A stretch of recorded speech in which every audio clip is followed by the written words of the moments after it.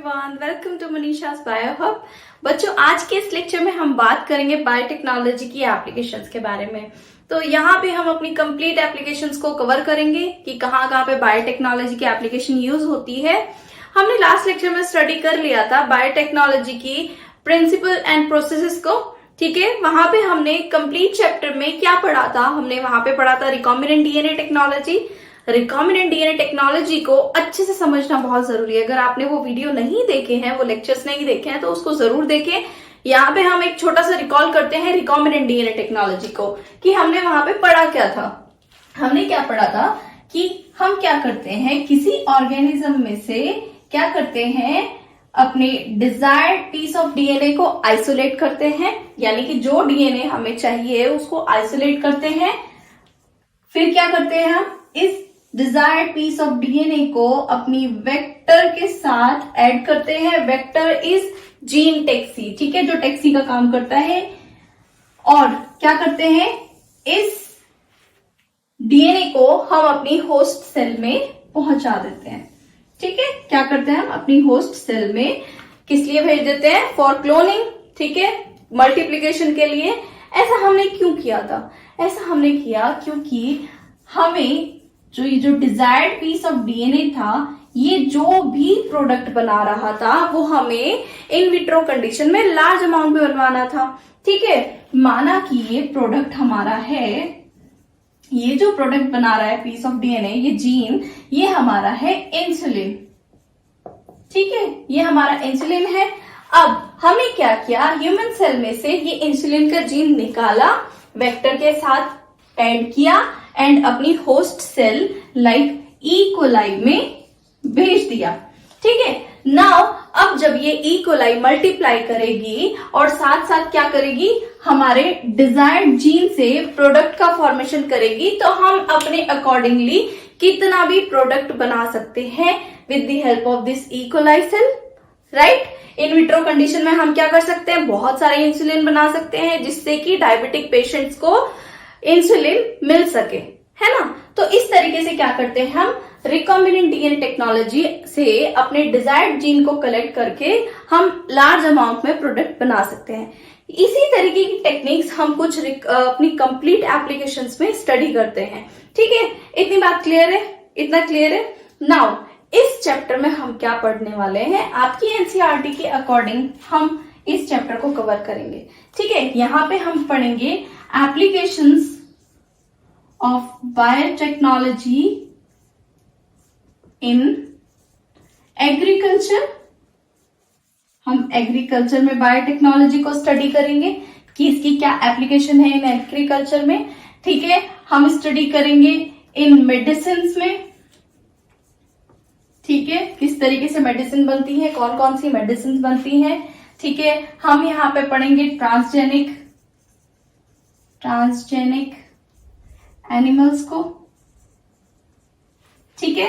साथ ही साथ हम बायोटेक्नोलॉजी के कुछ एथिकल इश्यूज के बारे में भी स्टडी करेंगे, ठीक है।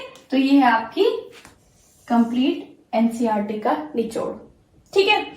तो यहाँ पे सबसे पहले हम स्टडी करेंगे application of biotechnology in agriculture, ठीक है। एग्रीकल्चर की अगर हम बात करें, हमें बायोटेक्नोलॉजी की जरूरत एग्रीकल्चर में क्यों पड़ी, हम जनरली खेती कर तो रहे थे, तो बायोटेक्नोलॉजी ही क्यों रिक्वायर्ड हुई हमें एग्रीकल्चर में, क्योंकि जैसे जैसे ह्यूमन पॉपुलेशन बढ़ रही है, ठीक है, पता है आपको पूरे वर्ल्ड में क्या हो रहा है, पॉपुलेशन बहुत ज्यादा बढ़ रही है और उसके वजह से क्या हो रही है, फूड की रिक्वायरमेंट भी बहुत ज्यादा बढ़ती जा रही है। लेकिन अगर हम इन ट्रेडिशनल मेथड की बात करें, एग्रीकल्चर के ट्रेडिशनल मेथड की बात करें, तो वो इस पॉपुलेशन की फूड रिक्वायरमेंट को पूरा नहीं कर सकता, ठीक है। तो हमने इस पॉपुलेशन की रिक्वायरमेंट को पूरा करने के लिए क्या किया, बायोटेक्नोलॉजी को अपने एग्रीकल्चर में ऐड कर दिया, ठीक है। साथ ही साथ खेती कम एक्सपेंसिव हो, कम महंगी हो किसानों के लिए, इसलिए भी हमने क्या किया, बायोटेक्नोलॉजी को एग्रीकल्चर में इंट्रोड्यूस किया, ठीक है। हम बात करें कि अब तक हम कौन कौन से ऑप्शन को ऑप्ट करते हैं फॉर एग्रीकल्चर, ठीक है, किस किस मेथड से किसान एग्रीकल्चर करते हैं। तो यहाँ पे बेसिकली 3 मेथड्स होते हैं जिसके थ्रू क्या करते हैं, किसान खेती करते हैं, एग्रीकल्चर करते हैं। तो समझते हैं इन 3 मेथड्स को। सबसे पहला आपका जो मेथड आता है वो होता है आपका एग्रोकेमिकल बेस्ड एग्रीकल्चर। एग्रोकेमिकल का क्या मतलब है, यानी कि जब हम एग्रीकल्चर में केमिकल्स का यूज करते हैं। और बात करें अगर केमिकल्स की, कौन कौन से केमिकल्स हम एग्रीकल्चर में यूज करते हैं, तो यहां पे हम यूज करते हैं पेस्टिसाइड्स एंड फर्टिलाइजर्स, ठीक है। यानी पेस्टिसाइड्स एंड फर्टिलाइजर्स को यूज करके जब हम खेती करते हैं तो उसे हम कहते हैं एग्रोकेमिकल बेस्ड एग्रीकल्चर, ठीक है। थोड़ी ये एक्सपेंसिव होती है, लेकिन क्या होता है इससे जो हमारा फूड प्रोडक्शन है वो अच्छा होता है, ठीक है। नंबर 2 आपका आता है ऑर्गेनिक एग्रीकल्चर। आजकल हम बहुत ज्यादा सुनते हैं ऑर्गेनिक ऑर्गेनिक ऑर्गेनिक, ये ऑर्गेनिक फल हैं, ये ऑर्गेनिक सब्जियां हैं, ऑर्गेनिक सीड्स हैं, ठीक है। तो ऑर्गेनिक का क्या मतलब है, यहाँ पे ऑर्गेनिक का मतलब हो रहा है जब हम अपनी एग्रीकल्चर में कोई भी केमिकल का यूज नहीं करते हैं, कोई भी पेस्टिसाइड नहीं यूज करते हैं, कोई भी फर्टिलाइजर यूज नहीं कर रहे हैं, कोई भी केमिकल हम यहाँ पे यूज नहीं कर रहे हैं। हम सिर्फ नेचुरल एनवायरनमेंट में नेचुरली तरीके से क्या कर रहे हैं, अपनी क्रॉप्स को ग्रो कर रहे हैं, खेती कर रहे हैं, ठीक है। तो उसे हम कहते हैं ऑर्गेनिक एग्रीकल्चर, ठीक है। क्लियर है इतनी बात। नंबर 3 हमारा आता है genetically engineered crop based agriculture, ठीक है। यानी कि जब हम क्या कर रहे हैं, ऐसी क्रॉप ले रहे हैं जिसमें हमने कुछ जेनेटिकली अल्ट्रेशन मैनिपुलेशन किया है, ठीक है। हमने क्या किया, क्रॉप को जेनेटिकली क्या किया है, मैनिपुलेट किया है किसी पर्टिकुलर एम के लिए, कुछ ना कुछ हमें चेंज करना था ऐसा। तो जब हम ऐसे प्लांट्स को यूज करके जो जेनेटिकली मॉडिफाइड है यूज करके खेती करते हैं तो उसे हम बोलते हैं genetically engineered crop based agriculture, ठीक है। और ये क्रॉप हमारी होती है जीएम क्रॉप, ठीक है, यानी कि जेनेटिकली मॉडिफाइड क्रॉप्स, ठीक है। क्लियर है इतनी बात। इसको अभी आप आगे अच्छे से समझोगे कि किस तरीके से जेनेटिकली मॉडिफाइड क्रॉप काम करती है, ठीक है। ओके, अब ये 3 मेथड थे हमारे एग्रीकल्चर के, ठीक है, जिससे हम क्या करते हैं, अपनी खेती को, फूड को प्रोडक्शन करते हैं, ठीक है। आपकी एनसीईआरटी की बुक में एक टर्म दिया है ग्रीन रेवोल्यूशन। ग्रीन रेवोल्यूशन क्या है बच्चों, इन 1965 में एक साइंटिस्ट थे एमएस स्वामीनाथन,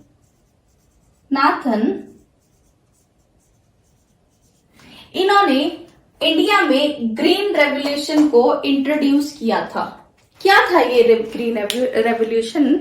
ग्रीन रेवोल्यूशन के हेल्प से क्या हुआ था, जो हमारी एग्रीकल्चर थी वो 3 गुनी हो गई थी। एग्रीकल्चर से जितना भी फूड प्रोडक्शन था वो क्या हो गया था, इनटू फूड प्रोडक्शन,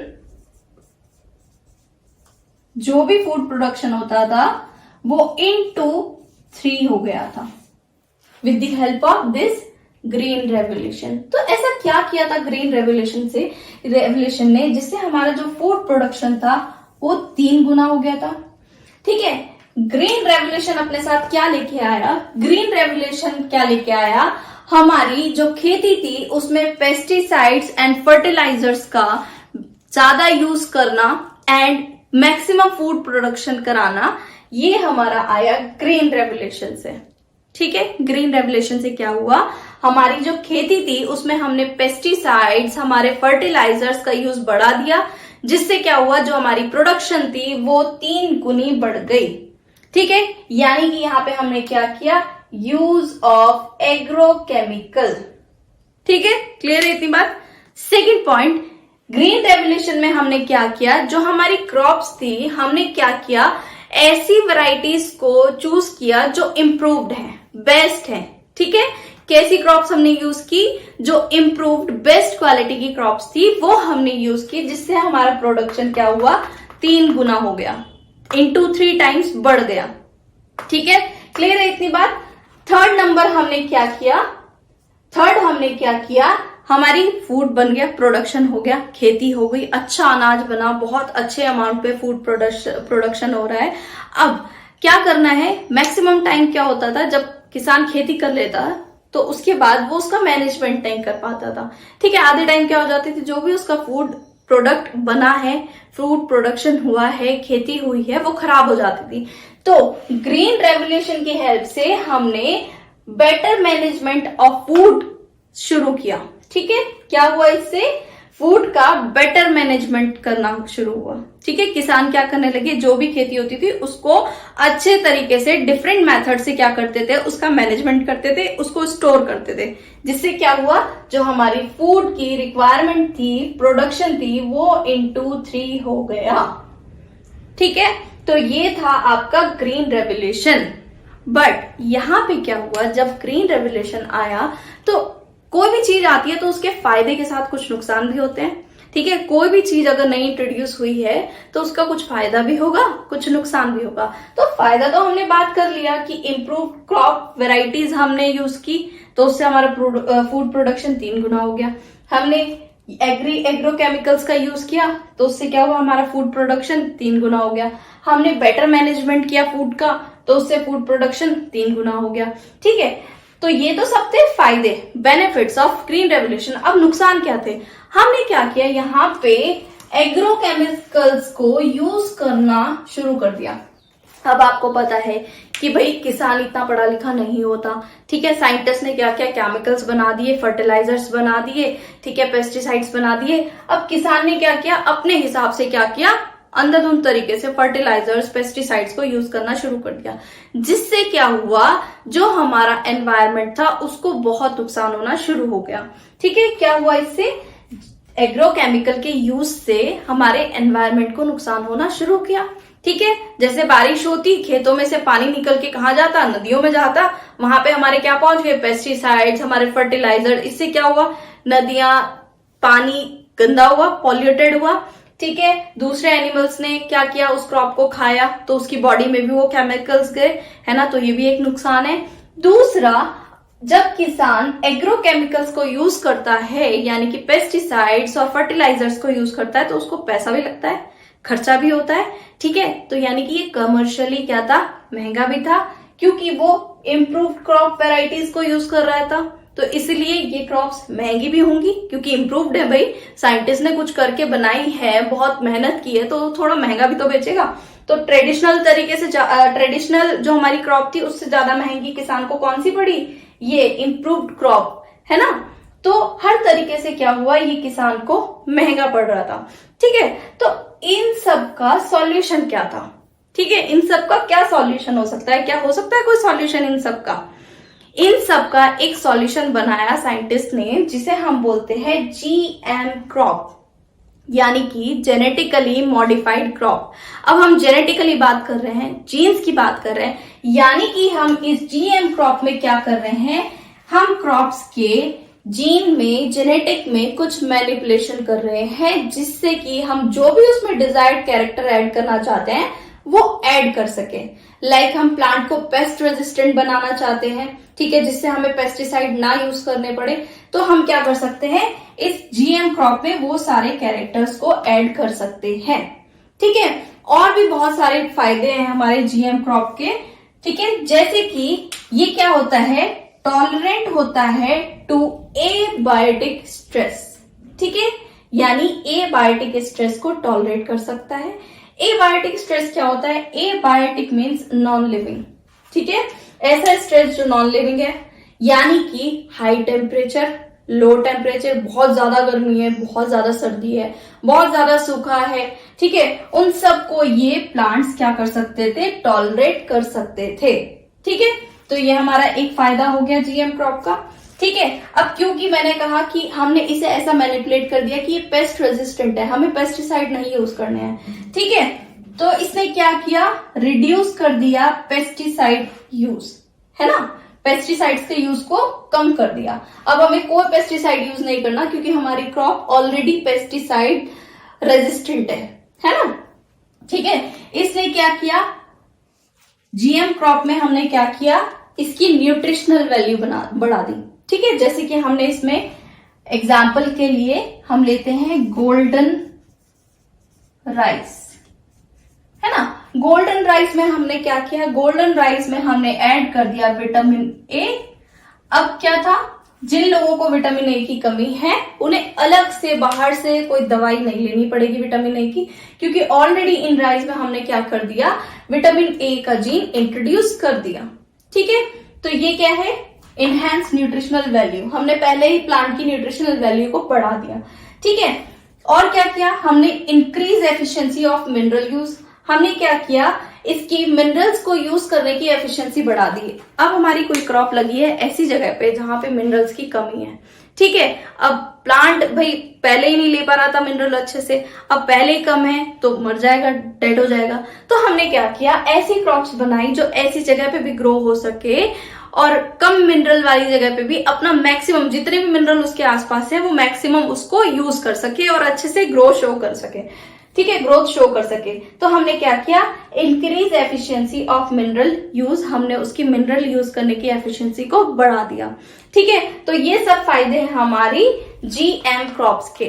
ठीक है, तो यहाँ पे हम एग्रीकल्चर में सबसे पहला जो एग्जाम्पल पढ़ के चलेंगे बायोटेक्नोलॉजी का क्या यूज है, वो है हमारी पेस्ट रेजिस्टेंट क्रॉप। ठीक है, तो सबसे पहला एग्जाम्पल हम क्या पढ़ेंगे, पेस्ट रेजिस्टेंट क्रॉप।